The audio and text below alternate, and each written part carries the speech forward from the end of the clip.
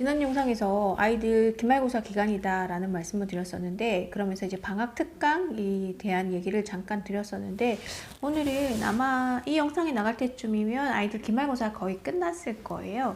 그러면은 이제 그 결과에 만족하는 아이들도 있겠지만 거의 대부분 좀 아쉬운 부분이 있지 않을까라는 생각이 들어서 그거에 대한 말씀을 드려보려고 합니다. 유독 그 학생들 중에 시험에 대한 스트레스가 큰 아이들이 있어요. 그래서 지난 어떤 그 제 영상에 댓글로도 어떤 분이 남겨주셨던데, 유독 학원에서 이렇게 문제를 풀 때는 굉장히 잘했었는데 시험 때만 되면 의도치 않았던 실수가 나와서 염려가 된다라는 그런 글들을 본 것 같아요. 근데 이게 비단 한두 명의 문제가 아니라 그런 친구들이 있거든요. 학원에서도 긴장감 없이 그냥 이렇게 푸는 문제다라고 하면 괜찮게 풀다가 그 평가에서 유독 약한 아이들이 있거든요. 그거는 뭐 실력적인 부분도 문제 물론 있지만, 실력적인 부분을 지금 논하고 싶어서 말씀드리는 건 아니고, 그게 아니라 심리적으로 굉장히 힘들어하는 아이들이 있더라고요. 그거는 조금 소심하거나 내성적인 아이들이 그런 경향이 많은데, 특히 이제 자신감이 없어지면 그게 더 부각돼서 그날 컨디션에 따라서 시험 점수가 변화하는 아이들. 어쨌든 시험이라는 게 평가를 받아야 되는 거기 때문에 긴장하는 건 당연하다는 생각이 들어요. 근데 그런 긴장을 그러니까 부모님의 어떤 말로, 어떤 경우에는 굉장히 좀 더 크게 와닿기도 하고, 또 어떨 때는 조금 이렇게 누그러뜨려서 받아들일 수도 있지 않나라는 생각이 들어서, 학생들에게 그런 문제가 있다면 일단 부모님이 해줄 수 있는 것들, 그런 것들을 한번 생각해 보시면 좋을 것 같습니다. 아까도 말씀드렸다시피 그 시험에 있어서 지나치게 긴장하는 아이들을 보면 외향적인 아이들보다는 내성적인 아이들이 좀 많죠. 그래서 바깥에서 어떤 반응을 보이느냐에 따라서 되게 많이 좌우를 하는 것 같아요.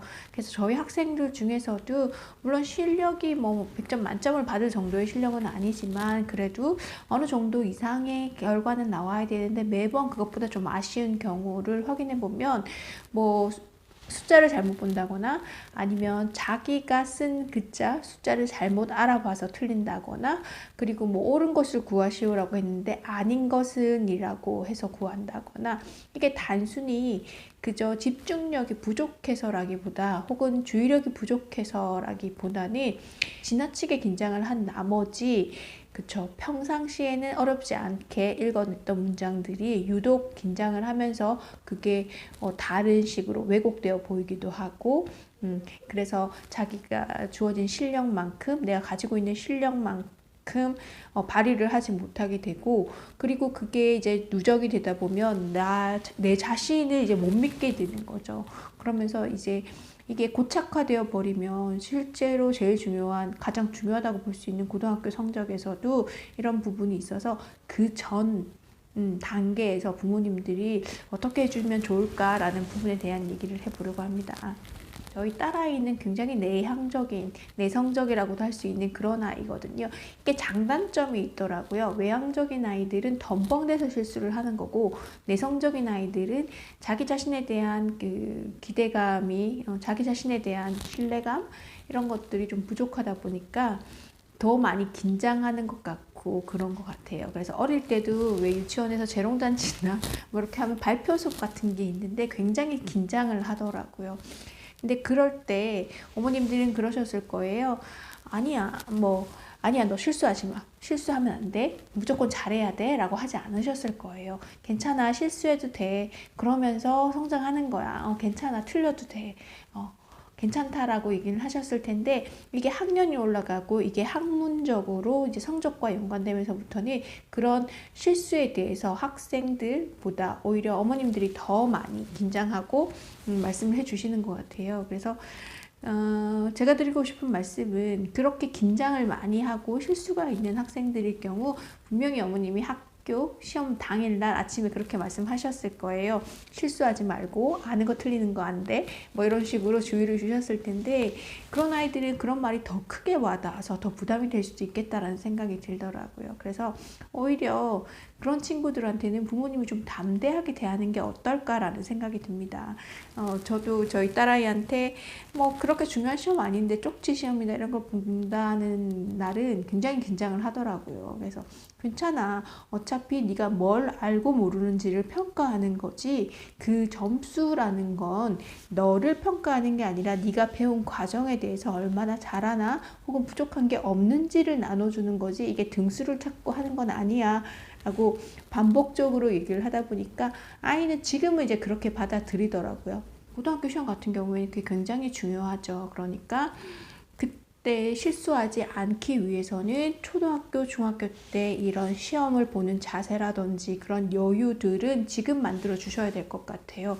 고등학교가 되면 그 전까지 익혔던 것들이 고착화돼서 쉽게 바뀌지 않거든요. 아직 초등 저학년, 초등학생이라면 아주 여유 있게 그런 준비를 할 수 있도록 해주시고 이제 중학교 같은 경우에는 어머님들 긴장을 하세요. 왜냐하면 등수까지는 나오지 않더라도 그리고 점수가 나오면서 주기적으로 테스트를 보고 평가받는다는 거에 대해서 조금 신경을 쓰시더라고요.